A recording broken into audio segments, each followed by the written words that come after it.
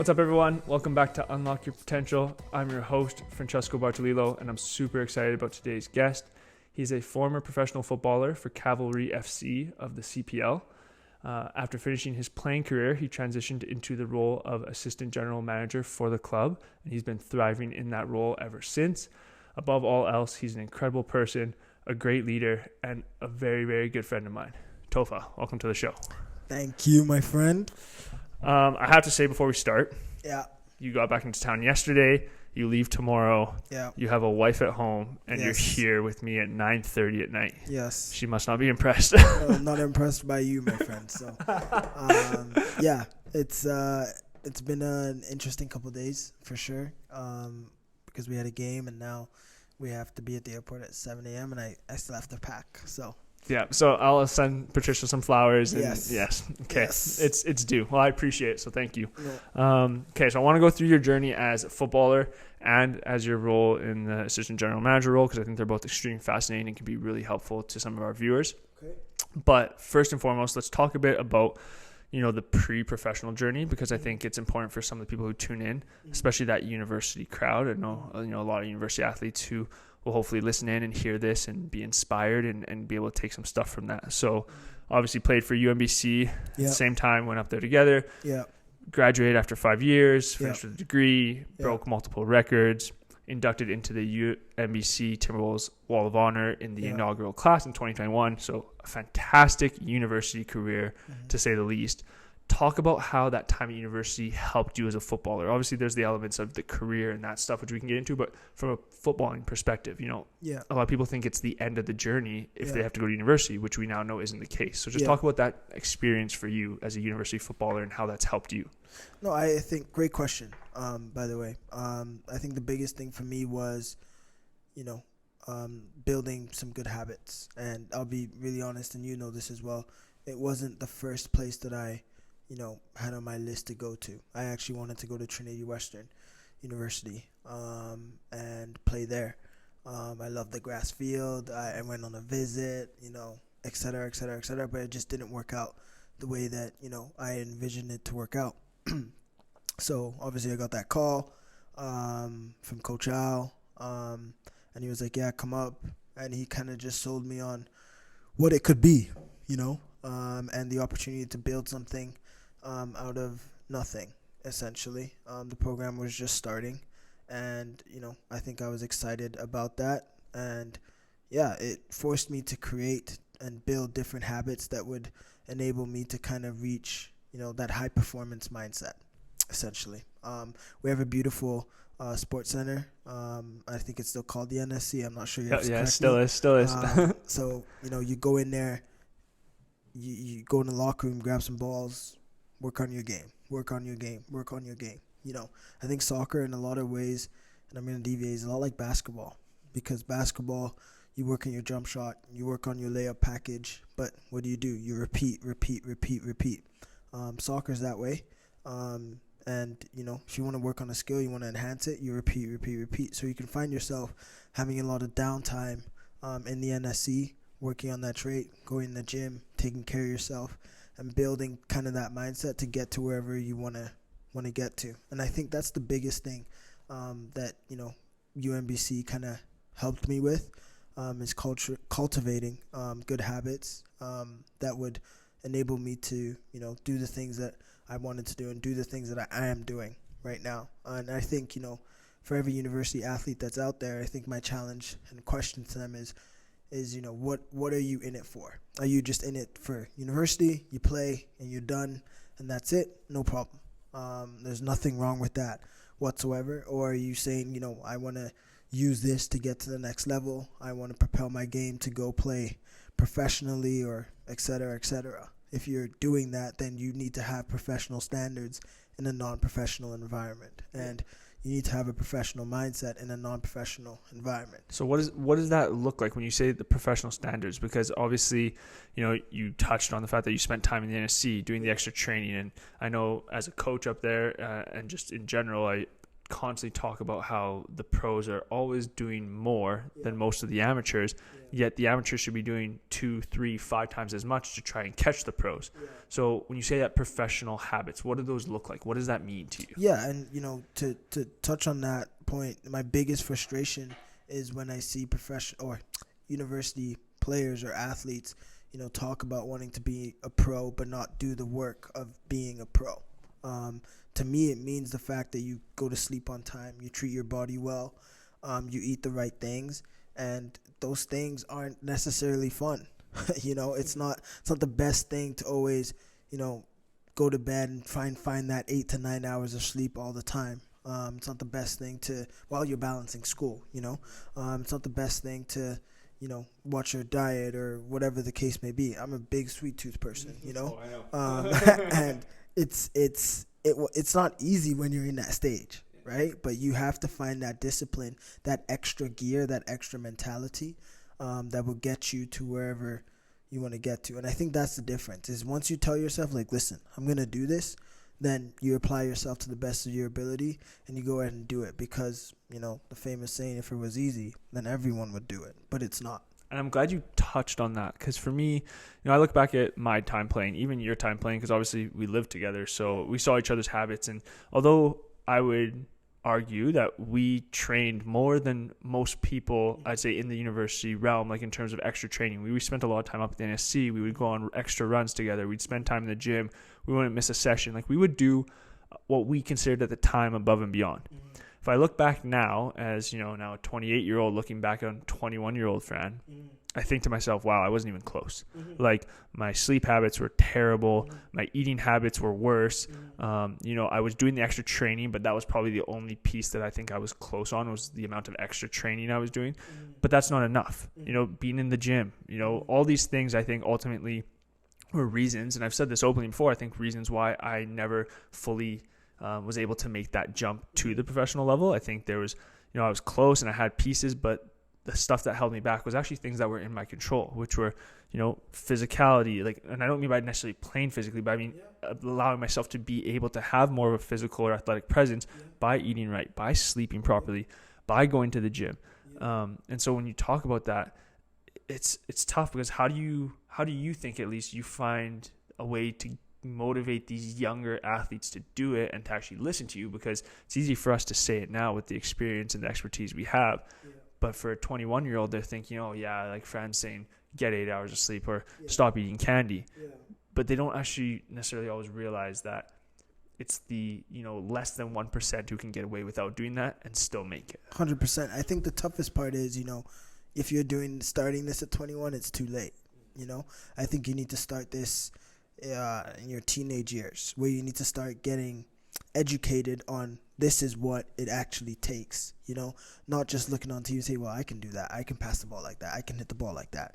And I think one of our friends that we know, my good friend, Sam Adekubi, when he was younger, he would always be doing the extras at a young age, and that has catapulted him and helped him, because he banked those hours. I look at it as compound interest. He banked that over the years, and then it got him to where he's at now. So if you start at 21, it's too late. You start at 20, it's too late. Those at that age group, you need to have those things really, really defined and patterned into your system, or else, I just don't see how it can become a serious part of you. And, I work in the Canadian Premier League. Canadian Premier League is an up-and-coming league. We know that, et cetera, and people look at it and be like, well, I can play in that league. Well, no disrespect or anything like that. It's not that easy. For sure. So starting at 21 or whatever the case may be, you need to start earlier. And once you start that and you actually get that, and I think the biggest thing for young players is to listen.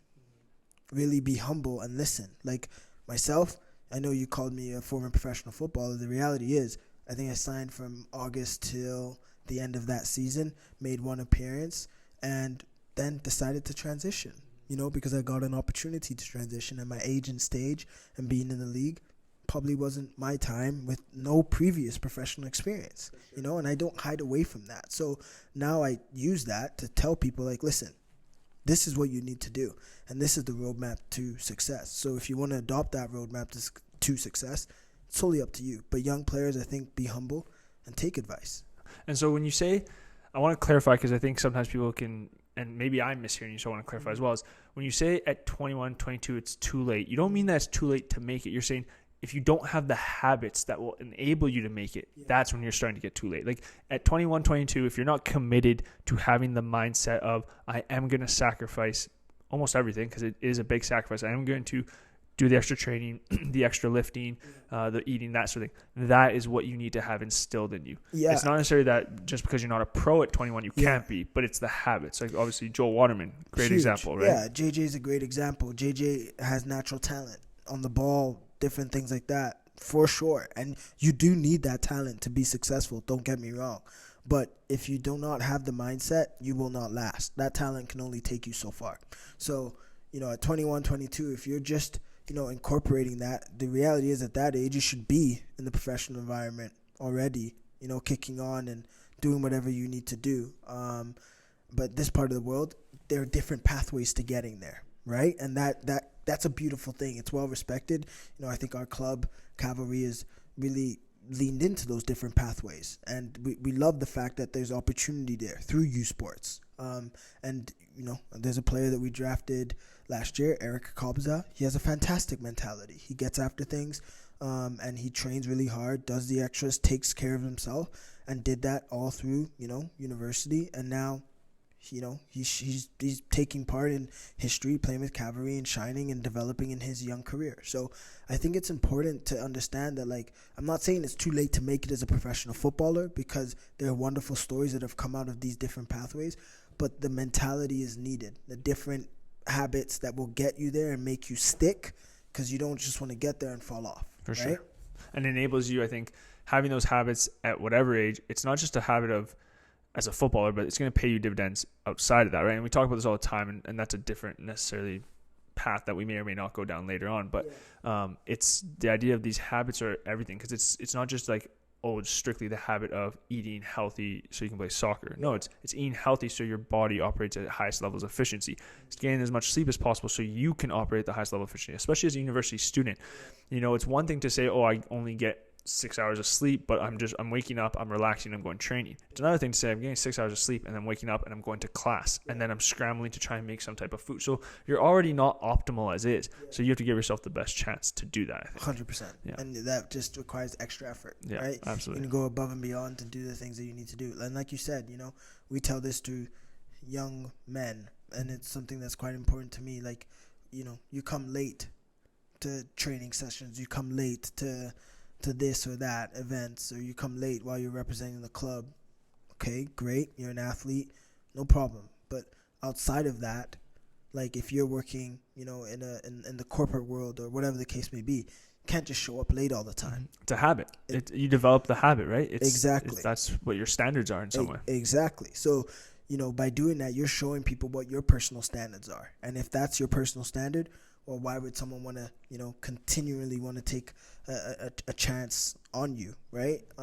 You may know it all, and you may, have all the necessary intelligence to be successful at whatever you're doing in the corporate world, but you need to have professional standards, to thrive in that sector as well. It's not just being an athlete. So everything is, together, about being a young man growing into, future with a family, or these different things. You want to develop those good character traits that stick and develop good people. So, I think it's mightily important. Nice. And so I want to ask you a couple questions about, that transition for university players and getting into the world of professional soccer, not even just university players in general. But before I do, elaborate a bit more on your role, because I want people who are listening who don't know you to know what your role is, so they understand the experience that's coming behind the words you're saying. Yeah, no, great question. I'm the assistant GM, obviously, at Cavalry FC, which is in the Canadian Premier League. It's a professional soccer league in Canada. It's been around, I think it's going to year 6 now. My role is to make sure that, we operate and function at a high level, managing our budget, and then also being involved with our recruitment processes with Tommy Wheeldon Jr. as our head coach and general manager, and then Oliver Minnatel as our head of recruitment and player development. So we work as a team. Tommy obviously is the boss, and yeah, we try to bring good profiles that fit our game model to him and our coaching staff, so that we can continue to win games, develop, and yeah, on and off the field. So all encompassing in terms of the club, how we operate, to make sure that is smooth sailing. Obviously, it's still a business, and managing budgets is extremely important. So yeah, that's my role. Nice. And so you see obviously a lot of videos and resumes come across your desk for players. In regards to, I want to focus more towards the younger athletes, the university ones, those ones pursuing versus the ones transferring from bigger leagues, because that's a different story entirely. Yeah. But for these younger ones coming in, or these university athletes, what do you see as the biggest thing that they are lacking when they come in, or a couple things? What are you noticing that, hey, we bring guys in and the difference between the ones that make it and the ones that don't is this, or are these things? That's a really, really good question. I think the biggest thing that stands out for me is speed of play. Speed of play, which then also translates into decision making, right? You can shine at U Sports level and, score all the goals or have all the assists, have all the accolades that you want. But if you cannot translate that into, going into the professional environment and being around, seasoned pros now, and playing at a higher pace and making better decisions at a higher pace, that's the difference for me. If you can't do it, becomes a big struggle to make it in the next level, because obviously at the U Sports level, it's a different speed of play, which is okay, it's normal.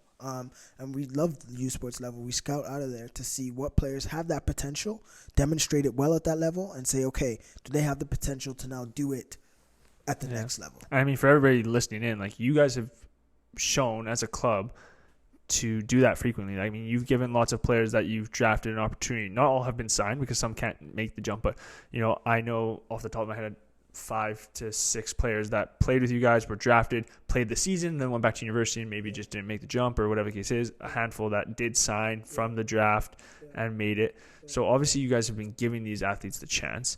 So when you talk about the speed of play, obviously there's an element of it's hard to adapt to a speed of play until you have the opportunity to be in that speed of play, which I think is tough.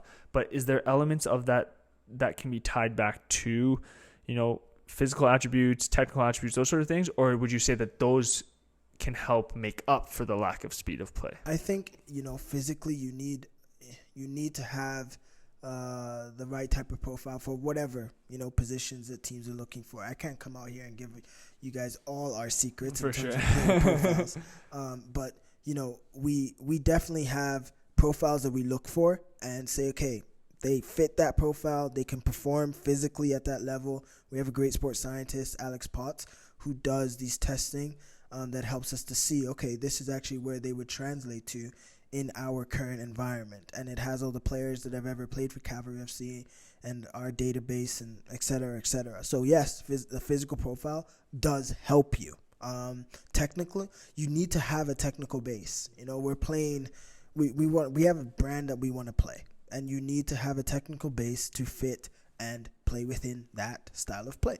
I think as a pro, you need to have that so that you can kick on and do whatever you need to do, and et cetera, et cetera, et cetera, within the game, right? And we can't hide away from that. You could be a beast, but not the greatest technically, and that might not help you within our style of play, right? You need to have that, both components, physical components and the technical aspect, foundation, and then show improvements on top of that as you go on within the professional game. And I think that, like, a lot of people,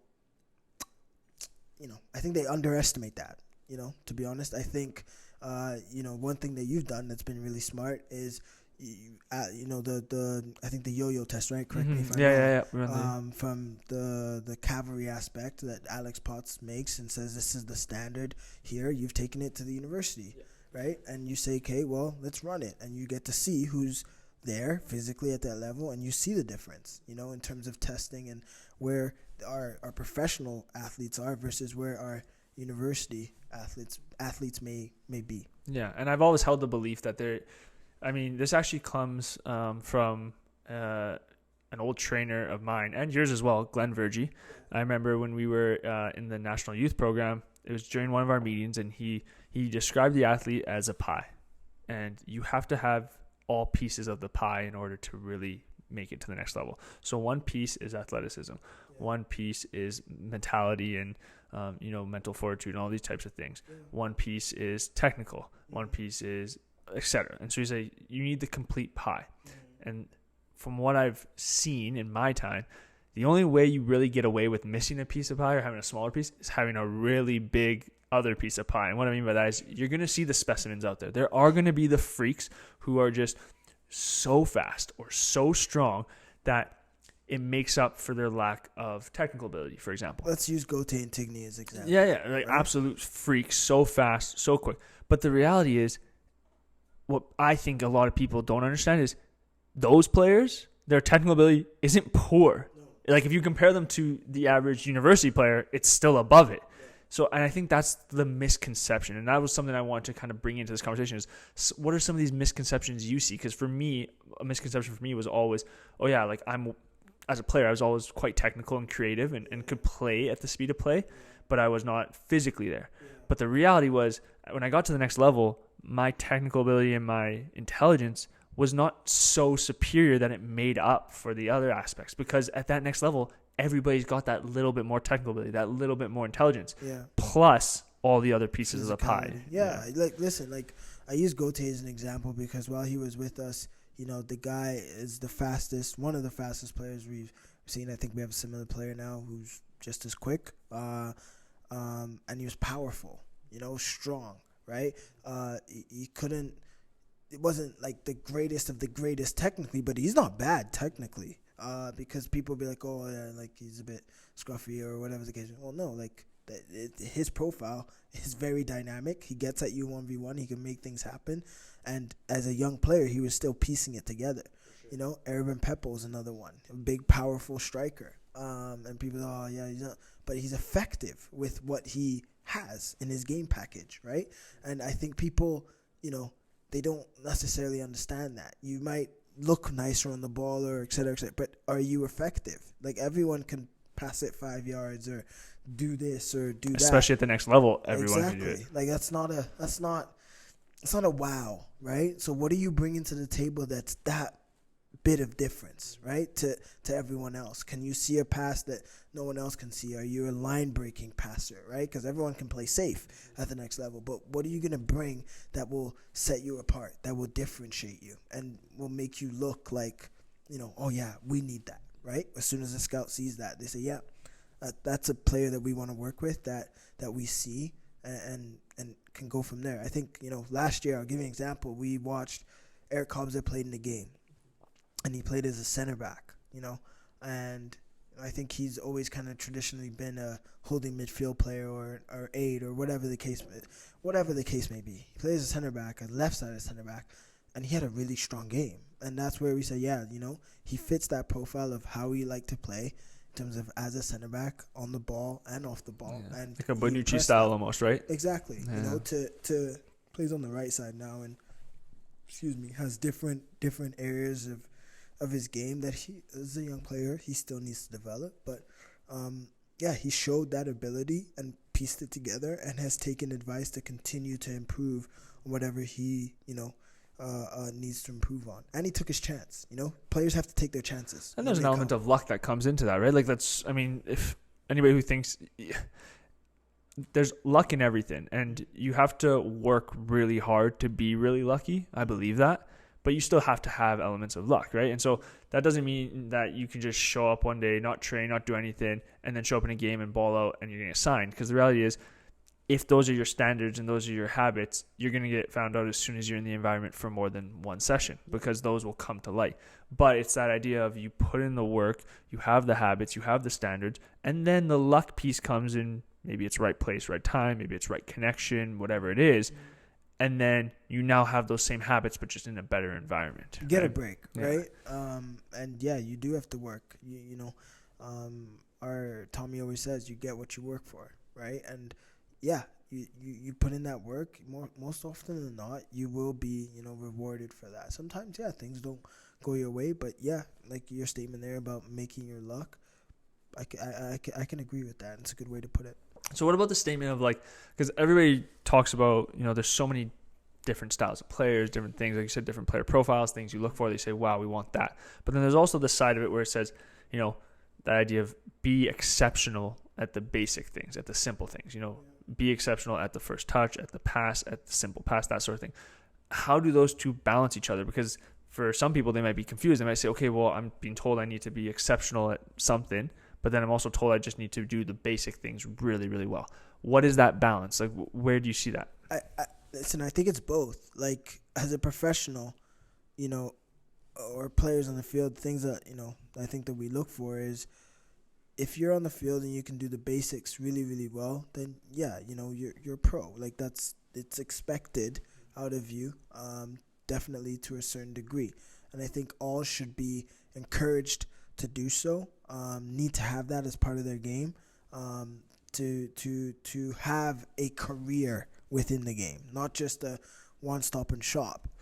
But yeah, you do also need to provide something that makes you a little bit different. And I just think that that's the reality. Like, you can't go about it being like, okay, I'm going to be super exceptional in, I don't know, dribbling or whatever the case may be, but then can't do the basics well in terms of maintaining possession of the ball. Sure, you can dribble, but every time, you get a ball and it's time to pass or et cetera, all you do is dribble into a wall or a defender and you lose the ball, and it causes chaos, right? So yes, there is an element of needing to do the basics well, and just having the basics and understanding, just clear decision making within here. Do I pass here? Do I dribble here? Do I shoot here?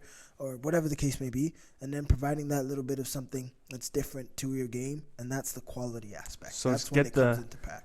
Get the basics right. Yeah. Do the basics really, really well. Yeah. And then find whatever your niche role is in that. And no, I think that makes sense. And this is an interesting piece for me, because you always will hear that players fit into some coaches' systems or some coaches' roles. Right. And so, you hear the term in American football a lot, a system quarterback, right? That sort of thing. How do you, as a footballer, soccer player, how do you prevent becoming a system footballer in that sense? Like, how do you think you would stop yourself from saying, okay, I can only be a right-sided outside center back? If you think that, if that is a footballer's mindset, you're doing yourself a great disservice.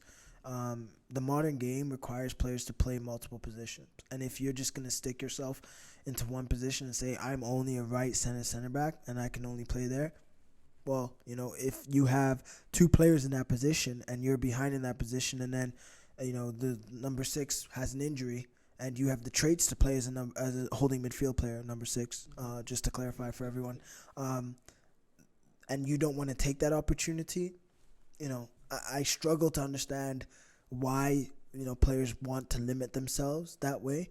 But player profiles, in my opinion, in the modern game, you see a lot of the teams now building out in the back three, having a base of 2, and then having the 5 across the front line, and on the left side being inverted, and having a direct winger and a hold-up striker. Like, those are characteristics and traits that the modern game requires, right? And if you are an avid, really religious watcher of the game and football, you'll be able to understand that, and see that. So you'll say to yourself, okay, yeah, I could see myself playing in that position or that position, and going from there. But if you just say, I'm a right-sided center back, I can't play anywhere else, and that's that, then you're doing yourself a great disservice, And we like to have players, or I think the modern game, and I can speak because I work for Cavalry, is we like to have players that play in multiple positions because it gives teams a different look, Yeah, it makes sense. And I think that circles back really nicely to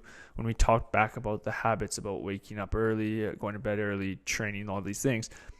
It's really tough to be good at one thing. It's even tougher to be good at many things. And I think that's where it comes back to that discipline, that mindset. I mean, you look at all the great athletes across time. And Kobe's such an easy one to reference because he was just a mutant. He was a different level. But in any of the podcasts I've listened to with him, he talks about how he would wake up at 4 a.m. and train, and then go eat, and then train again, and then go eat and rest and take a nap, and then go to practice. And by the time practice is done, his teammates have done 2 hours on the day, and he's already done 6, 8. So he's just, like you said, that compound interest of hours and hours compounding, making up over the course of a month, 6 months, a year, 2 years, a decade. It's not even measurable.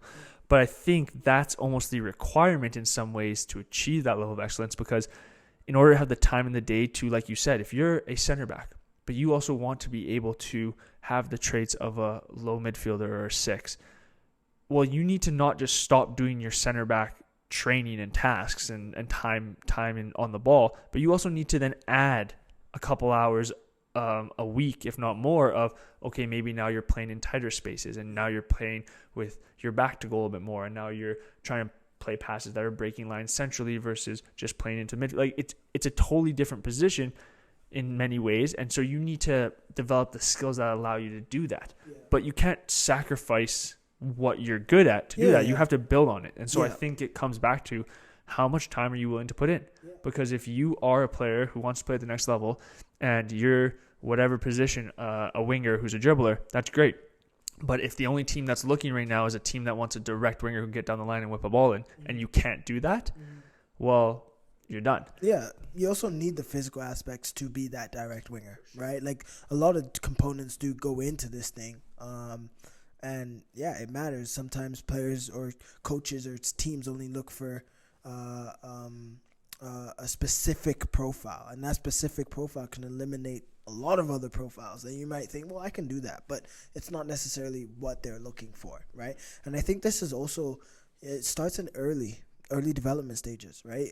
Younger players, I think they need to experience that, playing multiple positions, go around the field. Don't just stand in one position and then be labeled as that's that for me. And if you're not truly overly exceptional at that one thing, then, it becomes really, really difficult if you've only ever done this and it's repeated over time, right? So the reality is not everyone can be a professional footballer, and it's really, really hard to.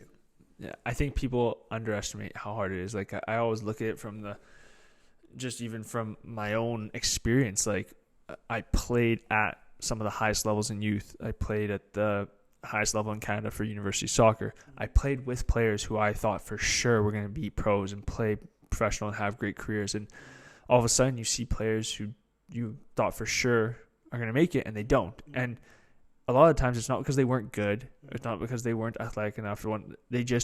There's just that many people trying to play. There's so many people trying to make it to the next level. So it has to be a combination of right time, right place, right attributes, right attitude, right? Like, how many, I'm sure you guys have seen athletes come through who you say has every piece but doesn't have the right mentality or mindset. And so we had to let them go. Like, I imagine it's like we said, it goes back to the pie. You have to have every piece of a pie.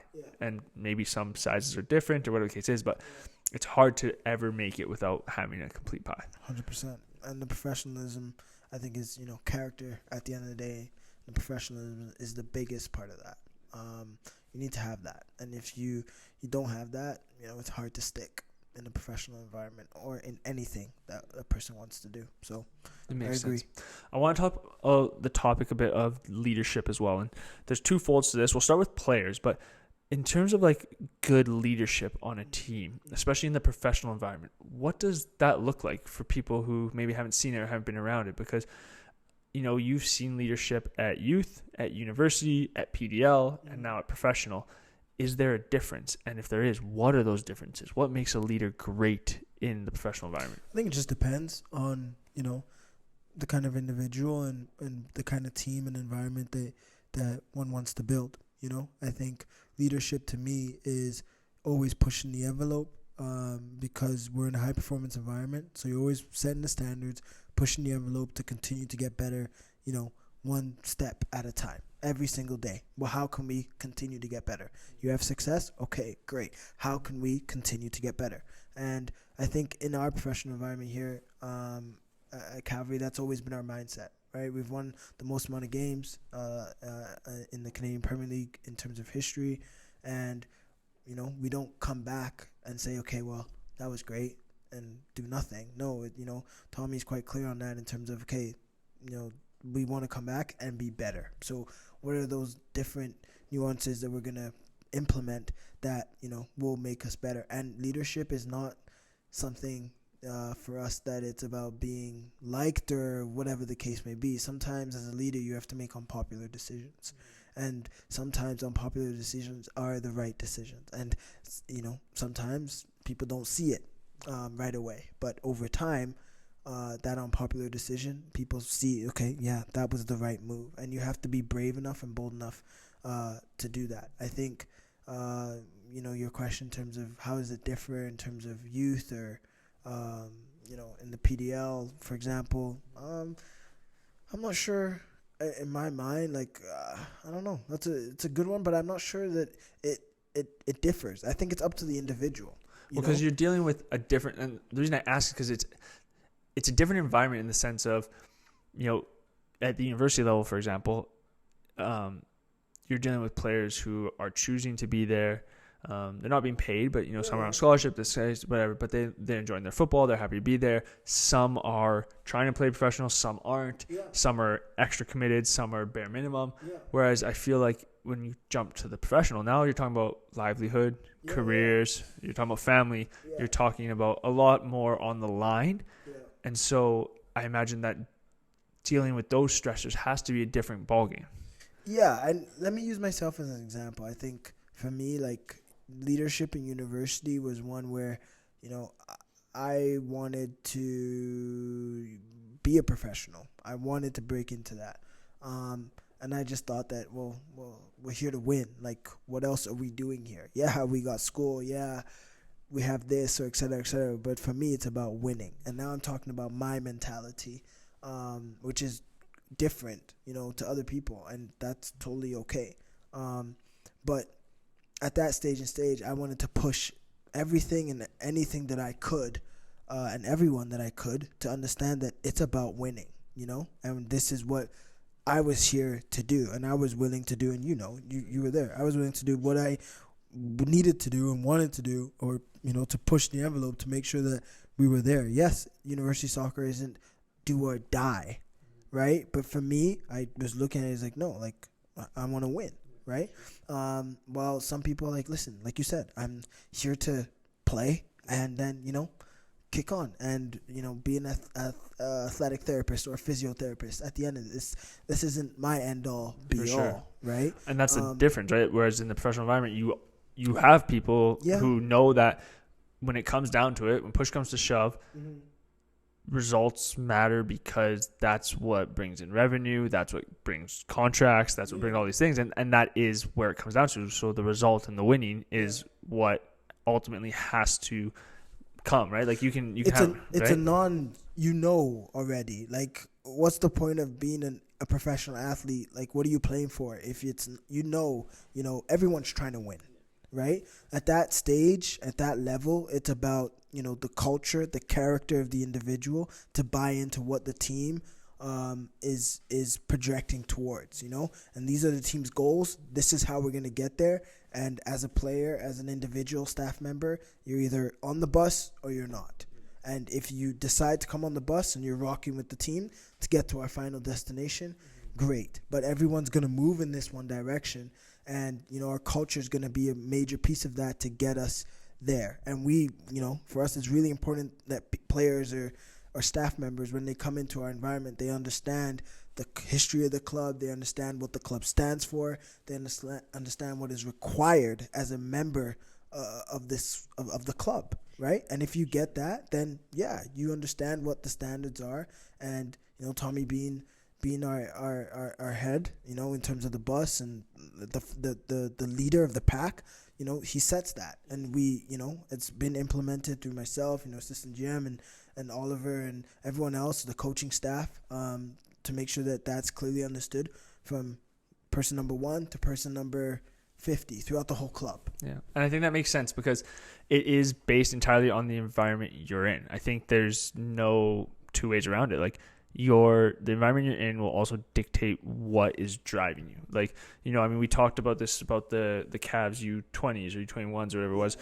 I remember us talking, and you told me, you're like, we want to try and win, but we're not going to sacrifice the minutes of our young ones just to bring in some older ones to help us win. Yeah. So clearly the focus for that group is development mixed with instilling good habits to try and win the game. But you weren't going to sacrifice the development of those players just to win. Yeah. But then you make the jump to the first team, and now it's the ultimate goal is to win. And if you cannot help us do that, then we'll have to find a different arrangement for you, whether that's a different club, maybe that's sending them down to improve, right? That sort of thing. So I think it makes sense. Whereas when you are in a different environment, it's just reality of it. Like I said, with the university, we talked about it.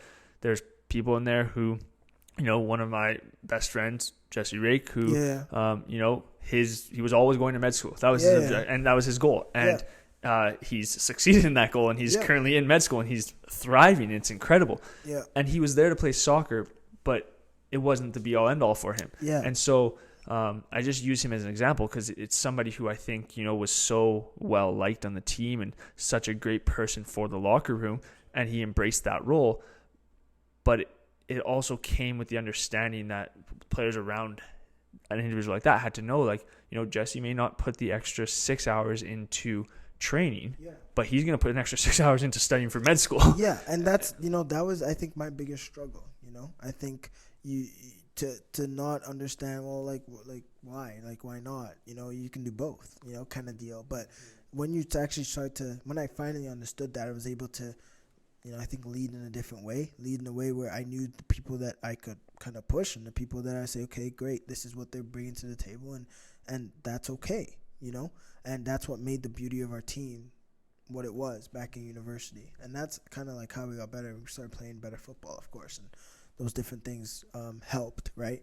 But no, 100% in terms of, the differences between environments and where you're at. You have to understand your environment and be able to lead within that. Yeah, look at Spruce Meadows, our ownership group, from Linda, who's our owner, Southern Heathcote, and everything that she implements and everything that Spruce Meadows stands for. It's about being world class. So we try to be class in everything that, we implement in our procedures and our processes, and from top down in the organization. It's very important to us. So that has a influence in the type of people we bring into the organization, from players to coaches and et cetera, because they have to fit and understand what is, again, required of them within the Spruce Meadows culture. So it's huge for us. And yeah, I see that now, and maybe talking through it helps a little bit as well. But yeah, depending on your environment, it's huge. Well, it makes sense. And it's funny how you say that, because Spruce Meadows, realistically, before Cavalry, had nothing to do with soccer. No. Yet that idea of their culture of Spruce Meadows, of world class and striving for greatness and always wanting to improve, well, it makes sense that culture is now ingrained in Cavalry as a club, because that's the ownership, and the ownership has this standard and this, belief of who we are, what we do. It wouldn't be the right fit if that wasn't the policy and like the objective of Cavalry as a football club, is to be world class, to be the best they can be, to constantly improve. And as you said, it's why Spruce Meadows is world renowned, and it's why obviously Cavalry has had the success they've had, because there's now 7 clubs in the CPL. There's 8. Oh, 8 now. So 8 clubs in CPL, but there's been a dominant 2 in yourselves and Forge, and like it or not, there's got to be a reason why these 2 clubs, year in, year out, are in the hunt, in the race, or in the final game against each other, right? Yeah. And Erin, she can fact check that 7 or 8, but it's I'm gonna blame that one on nighttime. I'm just trying to think. Assistant GM's on low sleep. It's not his fault. But no, listen. Yeah, Cavalry and Forge. I know everyone likes to talk about Cavalry and Forge, and et cetera. I still, humbly say that, I think they've had success in a different manner to how we've had success over the 5 years. But yeah, it is an organization that we respect. Don't get me wrong, 100%. And they've done good things. Love it. Before we get into the closing tradition on the podcast, there's one more question I do want to ask you. And it's more just for the audience listening in, especially for those young athletes. I know we talked about, what's the main thing that you see that they lack or are missing in some of their games. But if you had to give any, young youth varsity athlete a piece of advice to give them the best chance to make it to the next level, and that one piece of advice, what would it be? It's a really good question. And, I will preface this by saying that there's a lot of factors that go into making it to the next level. A lot of factors that sometimes, are out of your control as a young athlete. But I think the best thing I would say is be humble, be willing to learn. Be humble, be willing to learn. And I think number 3 would be working hard is non-negotiable, right? And having that mentality already is huge, but start from a young age. Don't start this thinking that, at 22 years old, I'm just going to incorporate these habits and have my break. No, start from a young age while you're still in the academy. I was fortunate to play at Cavalry Soccer Club, which is a good renowned academy in Canada. And, they teach you good things. And from a young age, I feel like I had, good things that were taught to me, but I didn't take it seriously enough, right? And if I took it more serious and et cetera, who knows? I don't know, right? We don't know. But start early, be humble, work hard, and be willing to learn. And yeah, that's the advice that I would give any young player that's looking to break into the next level. Brilliant.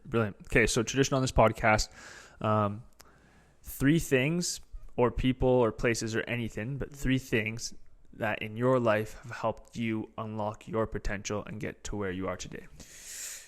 Yeah, that's a good one. I think first and foremost, it's my faith, for sure, as a Christian, and, growing up in the church and really cementing that as I've grown older. It's a huge part of my life. That's how I live my life by it, more seriously now than maybe I did in university, right? And I don't hide behind that at all. We've had really good conversations about that, I think, is one.